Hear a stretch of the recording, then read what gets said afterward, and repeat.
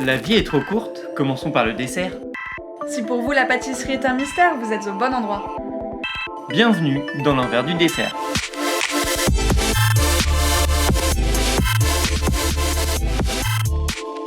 Moi, c'est Clémence, je suis littéraire et passionnée de pâtisserie. Et moi, c'est Vincent, je suis un grand touche-à-tout, mais surtout passionné de pâtisserie. Et on s'est rencontrés sur les bancs du CAP à Ferrandi en 2017. Et du coup, vu qu'on discute beaucoup tous les deux de gâteaux et de tout un tas de choses, on s'est dit qu'on allait vous emmener avec nous. Allez, on vous invite.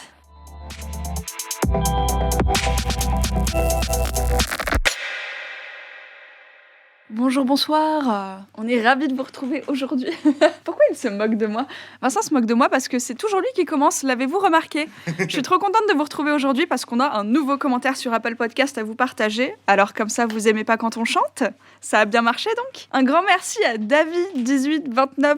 Ouais bon bref, il y a plein de chiffres, qui dit « Une belle surprise, rafraîchissant et inédit ». Bah merci, la fraîcheur c'est un peu notre fond de commerce, donc ça fait plaisir. Et d'ailleurs, à propos de fraîcheur, avec Clémence, on avait envie de vous proposer un tout nouveau format. Et si on vous en parle aujourd'hui, c'est parce qu'en fait, il va commencer dès la semaine prochaine. Ce nouveau format, il va s'appeler ED Découvre le Monde. Et ouais, petit jeu de mots, j'avoue, on aime beaucoup ça. Peut-être un peu trop, oui, c'est possible. Globalement, l'idée derrière ce format, qu'est-ce que c'est ? En fait, on avait envie de savoir un peu culturellement comment se consomme le sucre dans les différents pays du monde. Donc voilà, ça c'est l'idée globale. Vous allez voir un peu comment ça va se dérouler. Et la semaine prochaine, du coup, on va commencer un petit indice. Allez, disons qu'on traverse l'Atlantique. Comme ça, on est large, vous savez pas exactement où ça va se dérouler. Et voilà.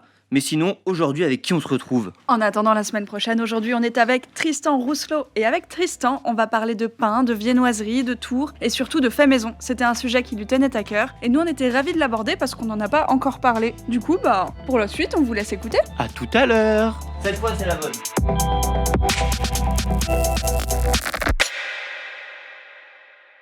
Eh bien, bonjour à tous. On est aujourd'hui, je pense, peut-être encore plus content que les autres jours de vous retrouver. Non, on rigole, on est toujours très content quand on est avec nos invités, mais là, on est, moi et Clémence, devant une petite assiette de viennoiserie.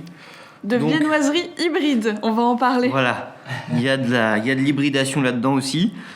Du coup, on est dans un très beau palace avec des jolies boiseries au mur. On est au Prince de Galles avec... Est-ce qu'on peut dire encore nouveau chef ? À partir de quand on arrête de dire nouveau chef ? Parce que ça fait pas très longtemps que t'es arrivé. Exactement, ouais. Ça fait un an, un peu plus d'un an en fait.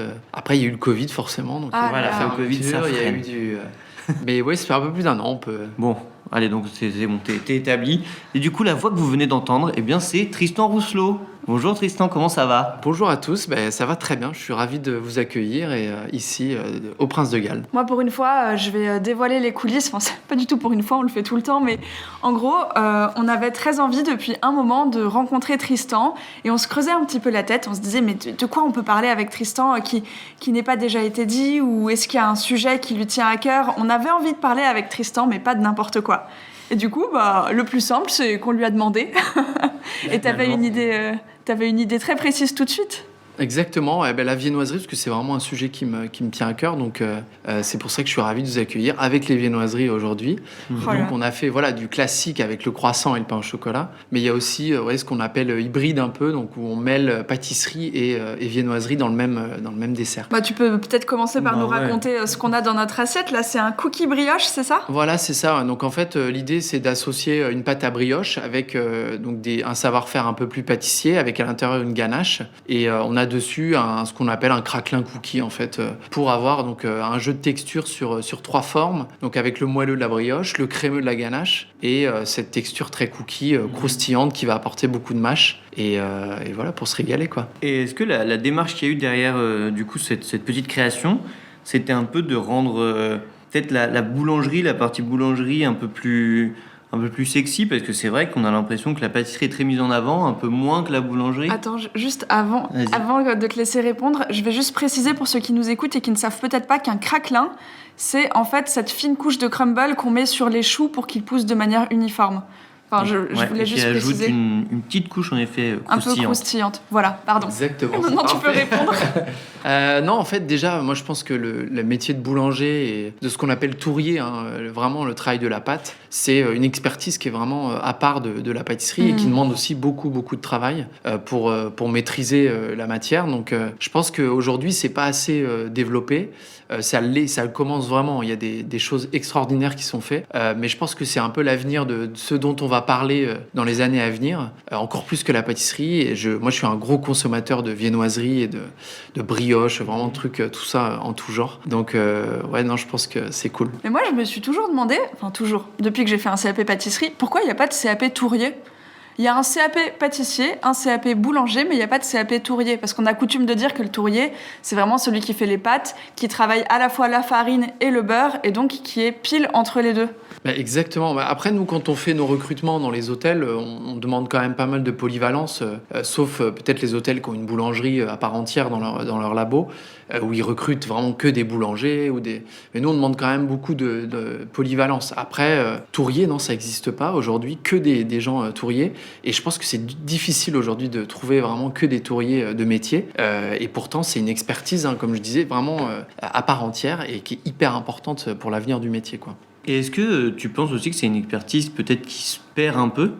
Parce qu'aujourd'hui, on entend des chiffres, là plus pour parler en boutique qu'en palace, mais on entend des chiffres sur la production des boulangeries-pâtisseries sur le fait maison, sur ce qui est produit vraiment fait maison. On a l'impression que d'année en année, il y a de moins en moins de fait maison. Le surgelé et l'industriel prend de plus en plus le dessus. Donc est-ce que c'est aussi un savoir-faire qui se perd à cause de ça, peut-être ? Bah, on peut se poser la question parce que déjà, il y a un manque de personnel. On trouve de moins en moins de personnes expertes là-dedans. Et deuxièmement, parce que l'aspect financier est de plus en plus important, hein. Aujourd'hui, un croissant industriel, au-delà, bien sûr, de l'aspect visuel et qualitatif du produit, l'aspect financier, c'est imbattable, hein. Quand il faut payer un tourrier pour le faire, les produits qu'on va utiliser pour le faire, c'est imbattable. Mais aujourd'hui, ouais, pour moi, c'est vraiment un constat qui m'attriste, quoi. T'avais un chiffre, tu m'as parlé d'un chiffre. Ouais, après, je pense que c'est un peu un tabou, hein, dans le métier. Je suis pas sûr qu'il y ait des chiffres vraiment. Je parlais au moins, au minimum, je dirais la moitié, 50%, voire même 70% aujourd'hui dans les boulangeries, on va dire traditionnelles.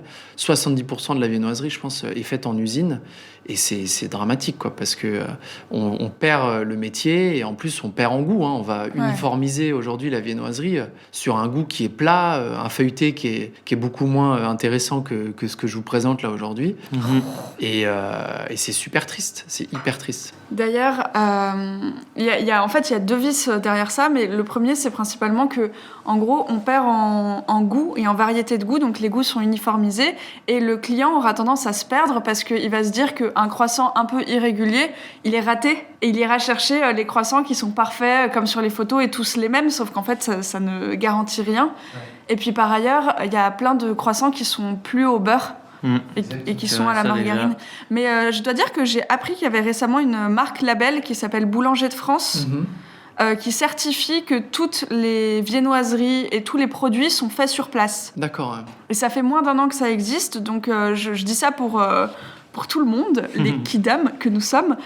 Si vous vous promenez et que vous voulez acheter des viennoiseries faites maison, n'hésitez pas à regarder le label Boulanger de France. Ouais, c'est top ça, parce que c'est vrai que tu vois, ça fait que 1 an que ça existe, et pourtant le croissant, c'est un emblème français. Et aujourd'hui, moi je pense aussi, on accueille beaucoup de touristes, on accueille beaucoup de gens qui voyagent, et je trouve ça dramatique d'arriver à Gare du Nord et de tomber sur des grandes marques, tu vois, des boulangeries qui font du croissant qui est vraiment loin de ce qu'on peut proposer ici. Et le souvenir qu'on va laisser à un touriste qui vient comme ça, c'est dommage sur un produit qui nous représente, je trouve, la viennoiserie, quoi. Alors juste, je vais faire une petite parenthèse parce que c'est vrai qu'on a oublié quelque chose. Tu nous as dit que du coup, ça faisait 1 an que tu étais au Prince de Galles.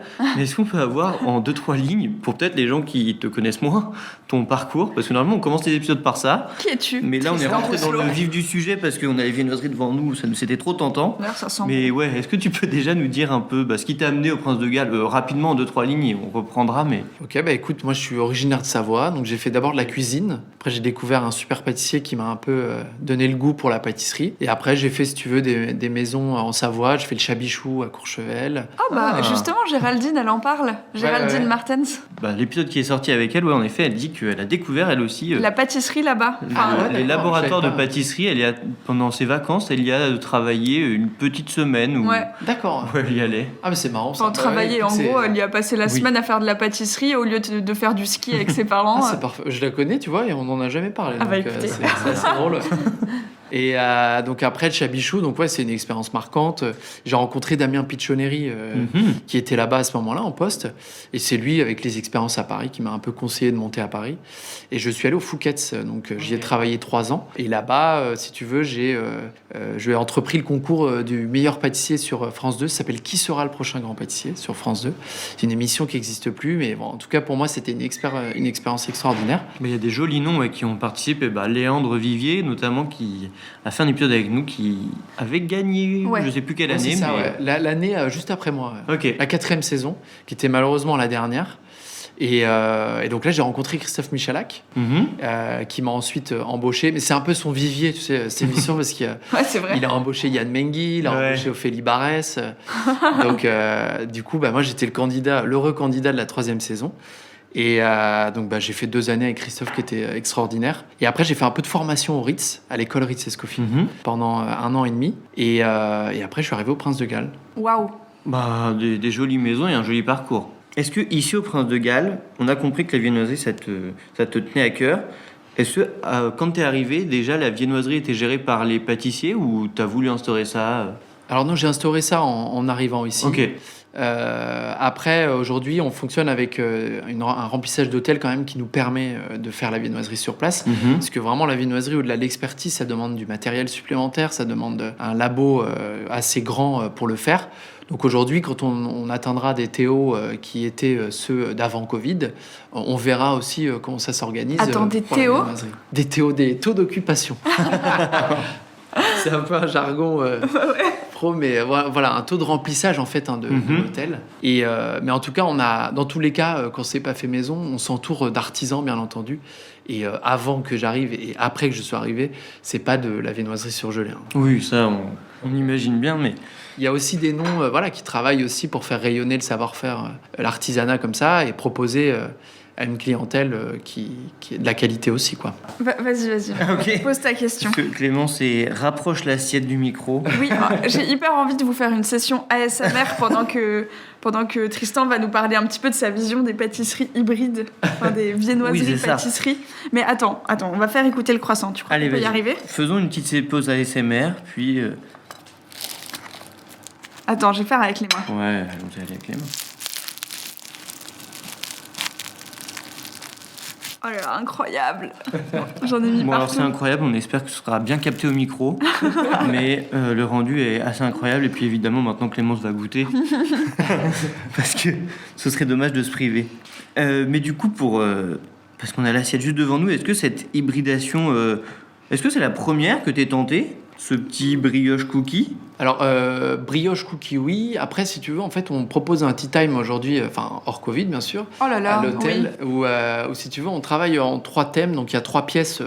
On n'est pas sur de la mignardise ou du réduit, enfin, tu vois, des pièces réduites comme Ouais. un tea time classique. On est plutôt sur, justement, plus gros et à partager en 2. Donc, et là, on travaille toujours par famille. Donc, on a une pâtisserie du moment, on a un cake de voyage, enfin, un gâteau de voyage du moment, et une viennoiserie. Donc, ce qui nous permet, tu vois, sur cette appellation, de travailler une multitude de choses. Donc, on va avoir le Saint-Honoré sur la pâtisserie fraîche. Et là, sur la viennoiserie, on travaille sur des pâtisseries comme ça, un peu hybrides, quoi, des viennoiseries hybrides. Et donc, ce sera la prochaine La prochaine au étape. tea time, dès qu'on va ouvrir la petite brioche cookie. Trop bien. Bah, faut En que ça roule exclusivité. maintenant. Mais en vrai, c'est hyper malin parce qu'il y a beaucoup de palaces qui leur offrent tea time. Ils ont toujours cette proposition de tea time pour 2. Et c'est vrai que c'est souvent des choses quand même individuelles, Ouais. qui sont en double. Et du coup, je trouve que la pâtisserie, mine de rien, cet amour du partage, c'est hyper important de faire Sans compter qu'un gâteau, en fait, il est toujours meilleur, au-delà de l'aspect Ouais. émotionnel et de l'histoire qu'on raconte, les proportions et tout, c'est toujours meilleur quand il est grand et coupé. Mhm. Exactement, ouais, je suis assez L'équilibre d'accord. de la pâte par rapport à la crème. Enfin, C'est exactement ça, en fait, l'idée des départs. Et j'en avais, tu vois, c'est déjà Christophe Michalak qui m'avait initié ça. Il faisait, tu sais, des gâteaux au maître. Ouais. Et c'est lui qui en parlait du fait qu'il avait beaucoup plus d'émotions, tu vois, à couper une part comme ça, un gâteau. Et là, c'est un peu l'idée, hein, tu sais, on a toujours l'image, tu croques dans un gros morceau de brioche.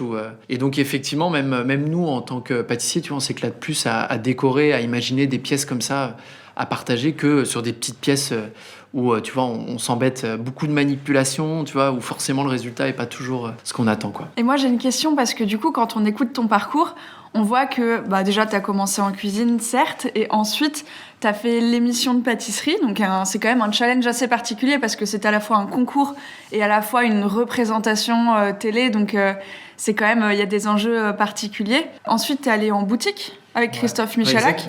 Tu es allé faire de la formation et maintenant, tu es en palace, donc tu fais aussi les desserts à l'assiette. Exactement, ouais. Comment est-ce que tu choisis tes terrains de jeu ? Bah écoute, je pense que la pâtisserie c'est tellement large, donc je trouvais hyper important, tu vois, d'avoir un peu tout ce bagage avant de prendre un poste de chef. Je dirais qu'on essaye de s'exprimer, d'allier tout ça. Hein. C'est vrai que par exemple le dessert à l'assiette, ça nous permet de travailler des textures qu'on peut pas en boutique. Par exemple, tout ce qui est, tu vois, la glace dans un dessert, il y a même des croustillants. Si tu le mets en boutique dans une vitrine, au bout d'une heure, c'est mou. Ouais, tout ce qui est siphon, enfin des trucs comme ça. Ouais, exactement. Donc, tu vois, ça te permet de chaque dessert, si tu veux, imaginer selon ses contraintes et ses avantages, quoi. Donc, Et d'ailleurs, à propos de dessert à imaginer, moi, j'ai pas eu encore la chance de le goûter, mais visuellement, il m'a marqué.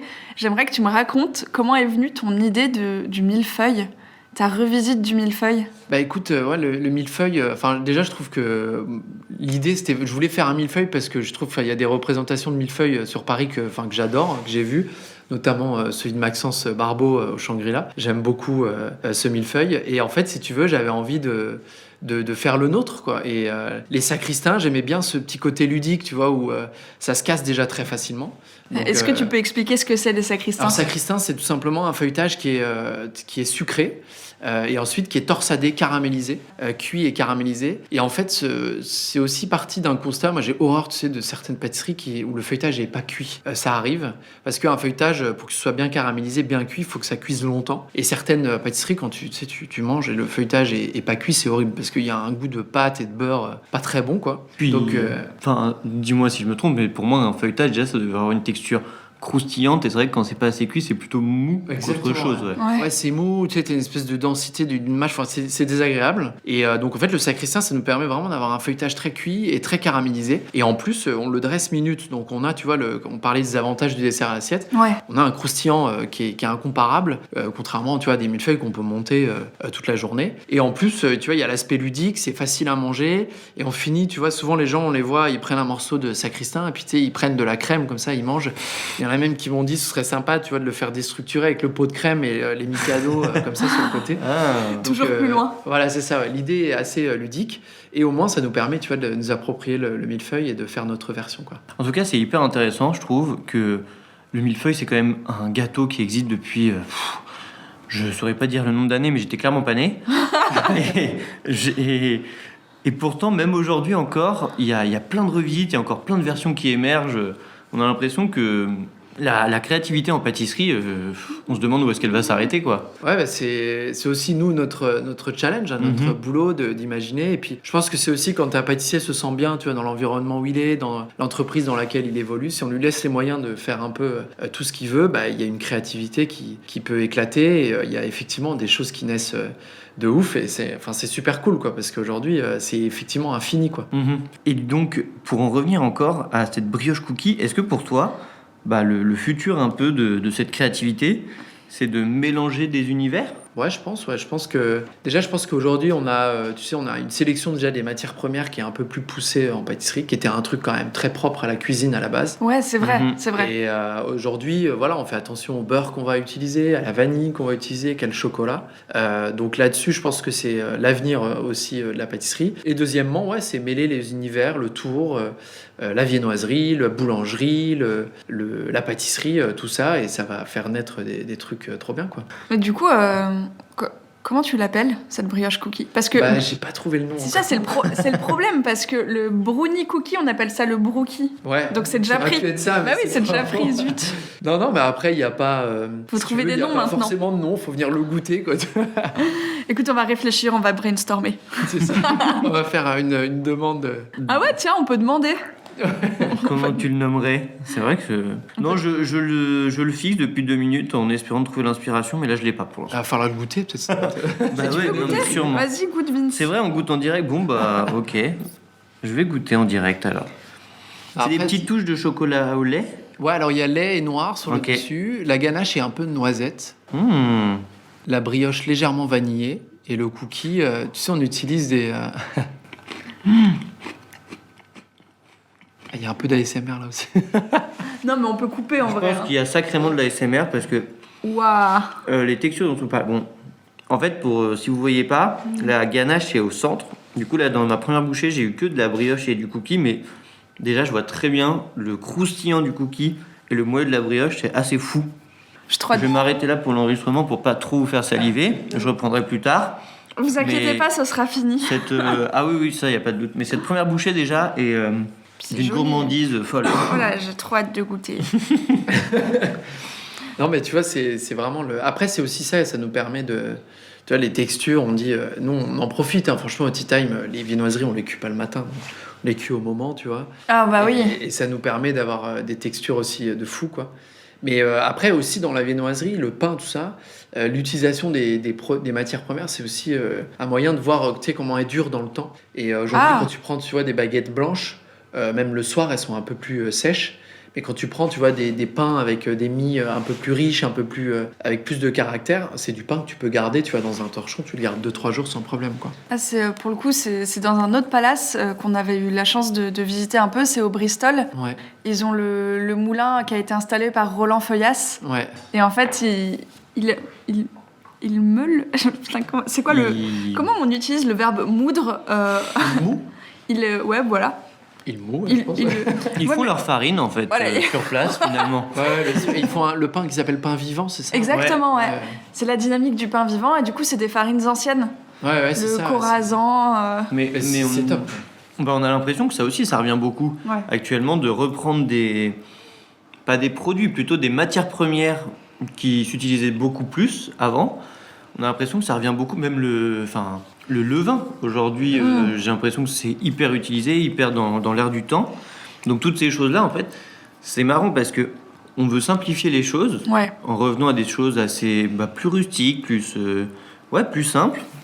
Mais en même temps, il y a quand même une continuité de vouloir moderniser et de vouloir créer en fait. Ouais. Bah, notamment aussi sur la boulangerie, hein. Je pense que la boulangerie comme la viennoiserie, c'est aussi des choses dont on va parler encore longtemps. Mais effectivement, il y a aussi, je pense, l'éducation des gens sur la consommation. Et il faut aussi comprendre qu'aujourd'hui, un croissant, tu vois, s'il est un peu tordu, c'est pas parce qu'il est mauvais. S'il y a un pain, tu vois, la mie, elle est croustillante, elle est à souhait, enfin, et épaisse, tu vois, c'est quand t'entends La dans croûte. une boulangerie une baguette pas trop cuite, enfin, moi, ça me rend ouf, quoi. C'est aujourd'hui une baguette, il faut que la mie elle soit bien brune, elle soit bien croustillante.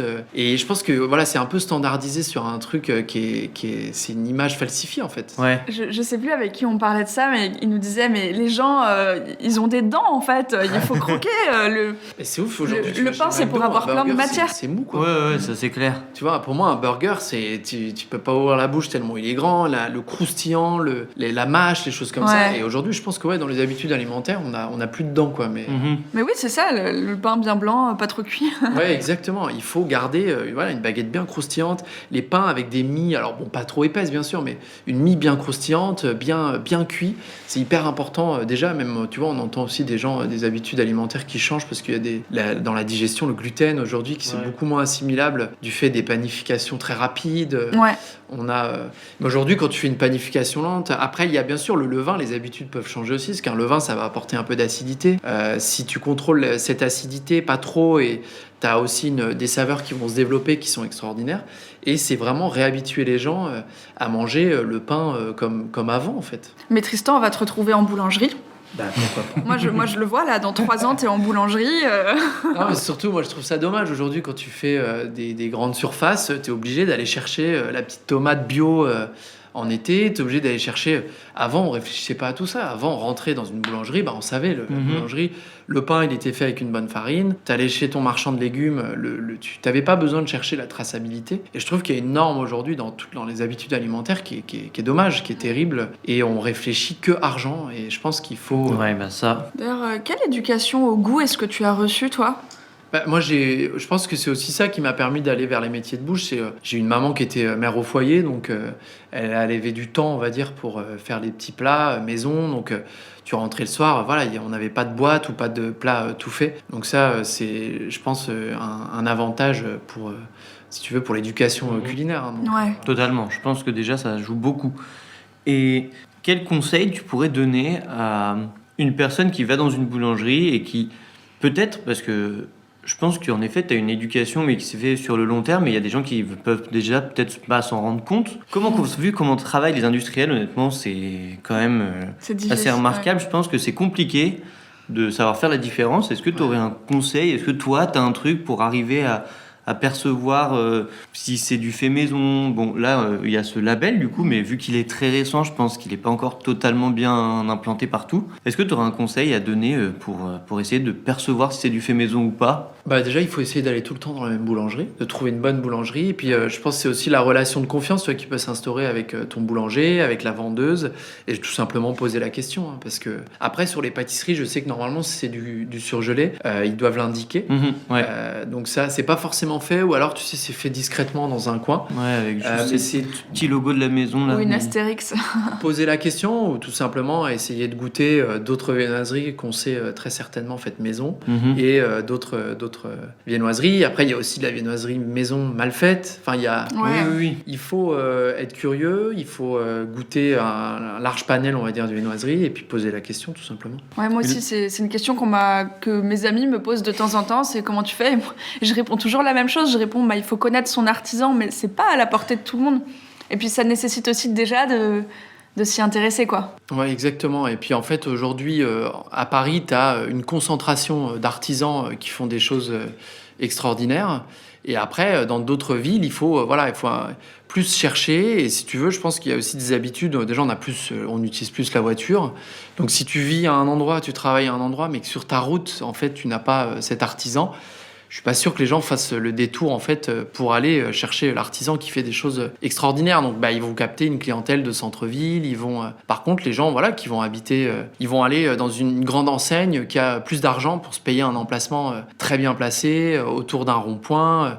Où des milliers de voitures passent tous les jours. Et je trouve ça dommage, quoi. Je prends l'exemple, par exemple, de Ernest, que j'adore, moi, qui est à Chambéry, qui est une pâtisserie.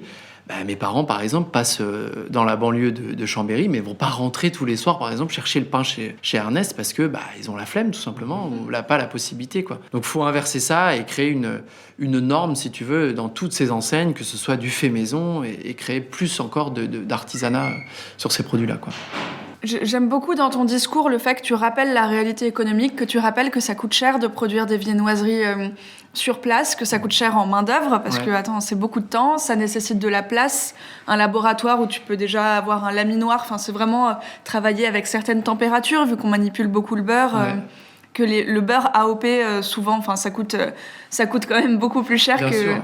Que les margarines, du coup, l'humidité, etc. je trouve ça vraiment bien que tu... Oui, et puis il faut des chambres de pousse, faut être équipé. Je trouve ça bien que tu rappelles tout ça, et du coup, ça veut dire deux choses. Ça veut dire que le bon produit fait maison, il a un certain coût. Il faut aussi accepter de le payer pour encourager l'artisanat, et puis pour que cette transmission puisse se poursuivre. Et ça veut dire aussi une deuxième chose, c'est peut-être, ça peut être un conseil, méfiez-vous des enseignes qui proposent, 30 produits différents. Exactement. On peut pas tout faire. C'est un peu comme dans un resto quand tu as une carte à... C'est ça. Oui. Et c'est la juste valeur aussi. Il faut voir... peut-être que il y en a qui peuvent s'éclater sur les prix. Il y en a peut-être si on vend un croissant trop cher ou si on le vend trop peu cher, peut-être qu'il existe un juste milieu aussi. Et après, aussi dans des habitudes de consommation, il y a peut-être des gens qui refusent de mettre 1,50 € dans un croissant. Mais peut-être qu'aujourd'hui, c'est sa juste valeur. Et effectivement, il y a aussi des artisans qui veulent bien faire sur plein de produits. Et de part, ils étouffent un peu sur les charges. Et voilà, ils décident d'utiliser un peu, de céder de l'industriel sur certains produits. Mais bon, il y a quand même des enseignes qui se développent aujourd'hui et qui réunissent, je pense, beaucoup de gens, par exemple pour les déjeuners, qui captent quand même pas mal de consommateurs, qui sont à fond dans le produit. Il faut gagner de l'argent, et qui vont te faire des offres 3 croissants achetés et un offert. Ça te revient à 70 centimes le croissant. Effectivement, c'est imbattable. Mais par contre, je te mets au défi tu me dis que ce croissant-là, tu le préfères à un croissant fait maison. Enfin voilà, on peut plus discuter. Quoi. Vous allez pouvoir faire le test vous allez écouter le son qu'a fait le croissant que Clémence nous a fait une petite session d'ASMR là, et vous allez essayer de faire la même chose avec un croissant pas fait maison. Vous allez voir que ça va être compliqué. Non, mais on vous mettra des photos et tout du feuilletage, vous verrez le croustillant. C'est incroyable. Mais par contre, on a mis le doigt sur quelque chose, on a parlé du coup de ce fameux logo pour le fait maison pour les pâtisseries. Et c'est vrai qu'il n'y en a pas qui existent pour les viennoiseries ou même pour les pains. Parce que du coup, je ne sais pas si vous savez, mais des fois, vous pouvez voir, il y a un petit logo avec une petite maisonnette qui normalement garantit qu'une pâtisserie dans une boulangerie, pâtisserie et autres est fait maison. Pourquoi est-ce qu'il n'y a pas peut-être la même attention portée à la viennoiserie qu'à la pâtisserie aujourd'hui ?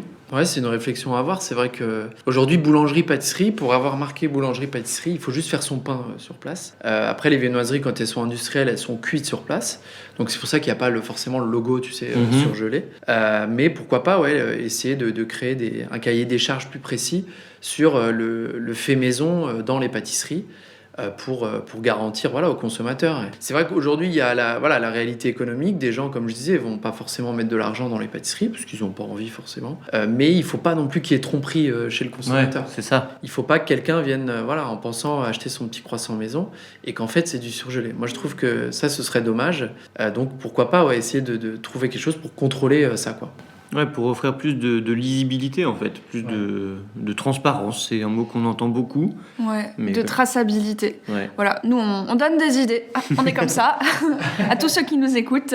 Non, mais les habitudes changent. Je pense que les gens aujourd'hui ont envie de mieux manger, il y a une réalité économique.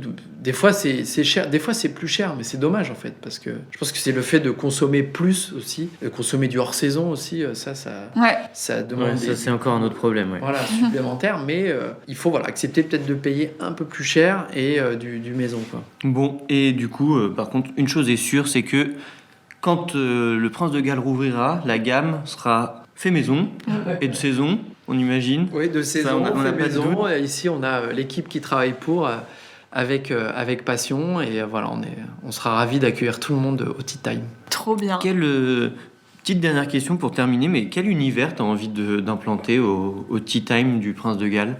Enfin, au Tea Time ou même au brunch, au Prince de Galles, quel univers t'as envie d'instaurer ? Bah écoute, on est sur des produits déjà.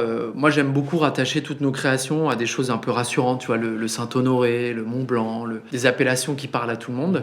Le revisiter, se l'approprier, donc apporter de nouvelles textures, apporter de nouveaux goûts, tout en gardant un savoir-faire, un artisanat et des produits très qualité, quoi. Tu veux qu'on sache où on est, quoi. Exactement. Tu t'en quand même dans une certaine tradition. J'aime bien l'idée de rassurer. Exactement, on est rassuré, on est sur les appellations qui parlent, et même parfois des visuels, des choses qui... Voilà, on est dans la chose rassurante, bien faite, et on passe un bon moment convivial dans nos pâtisseries. Ah, ça me fait plaisir à entendre. Ouais, ça donne envie. Et on a déjà entendu parler de ta forêt noire. Ah oui. C'était Priscilla qui l'avait beaucoup aimé. Elle nous a dit beaucoup de bien, donc comme Priscilla quoi... Lanzarotti. Oui, Priscilla Lanzarotti. Donc comme quoi, ça marche bien de prendre en effet des noms assez rassurants, mais en y apportant quand même une petite touche. Mais surtout qu'elle nous avait dit qu'elle n'aimait pas les forêts noires, jusqu'à ce qu'elle goûte la tienne. Après, la forêt noire, ça peut faire peur aussi, parce que tu sais, il y a les classiques où il y a des classiques qui sont qui font partie de notre histoire, mais Kirsch. Au kirsch. Tu sais, les cerises à l'alcool, et ça peut faire un peu peur. Mais après, justement, c'est approprié, ça peut être le petit challenge un peu plus, et de le revisiter, donner une petite modernité, quoi. Et on a hâte de découvrir ça. Mais je pense qu'on a terminé notre joli petit tour. Le et fameux. On va passer aux petites questions rituelles. Oui. Vas-y Clémence, je te laisse commencer pour la première. La première, quel est ton premier souvenir sucré? Riz au lait, tout de suite, je dirais le riz au lait, parce que en fait, mes grands-mères faisaient ça, et si tu veux, on faisait de la route pour aller les voir, et puis on arrivait le soir, et le dessert, c'était le riz au lait, et c'est ma Madeleine de Proust. Ah, trop bien. Voilà, donc pas d'hésitation sur ça. Et tu vas en proposer un? Alors ouais, on est en train de travailler dessus, mais si tu veux, c'est dur, hein, parce que le riz au lait, tu vois, en présentation, c'est un bol avec le riz au lait, C'est vrai. J'avais déjà fait une version dessert à l'assiette justement dans l'émission de France 2 qui avait bien plu. Donc pourquoi pas cette version où on est en train d'y réfléchir, mais pourquoi pas un jour. Bah on a hâte, on aime beaucoup le riz au lait chez l'envers du dessert. En tout cas, il faut quand même noter que ta réponse a pris à peu près 0 secondes de réflexion. Et on va faire un petit tirage au sort en direct. Est-ce qu'on peut avoir un numéro entre 1 et 22? Eh ben je dirais 22. D'accord. C'est la question pour en savoir un petit peu plus sur toi. C'est plutôt popcorn sucré ou popcorn salé? Ah, popcorn sucré. Popcorn sucré. Donc t'es un vrai petit bec sucré en fait. Ouais, non, le sucre, il n'y a pas d'hésitation. Le popcorn, pour moi, c'est au cinéma, c'est popcorn sucré. Ok, bon, bah pas non plus d'hésitation, tiens, bon bah.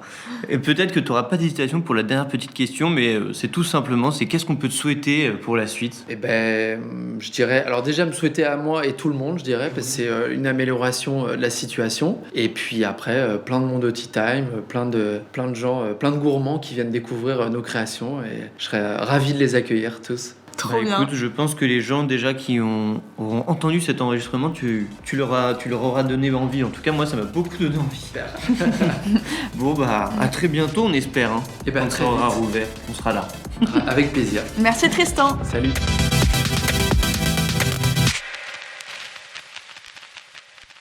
Alors il est trop sympa Tristan, non? Nous on a adoré cette discussion et puis en plus d'être super sympa et d'avoir une vision vraiment sans langue de bois, claire, on adore. Et bah il est très doué et franchement cette brioche cookie, on est désolé, on sait qu'on en a tellement parlé pendant l'épisode mais elle est vraiment délicieuse. Donc on a hâte que le Prince de Galles rouvre et en attendant, sachez qu'ils font Deliveroo donc vous pouvez aussi goûter ça parce que bon, on n'aime pas trop vous laisser sur votre faim. Et du coup, pour ne pas vous laisser sur votre faim, vous pouvez retrouver la petite surprise, le petit cadeau de Tristan sur notre page Instagram dès demain. C'est une gâche. Voilà, on est toujours un peu dans la viennoiserie. Donc ça, c'est sur notre compte Instagram, l'envers-du-dessert. Vous pouvez évidemment nous retrouver sur notre site internet, l'enversdudessert.com, et également sur toutes les plateformes d'écoute. Et sur Apple Podcast, n'oubliez pas les 5 petites étoiles et un petit commentaire.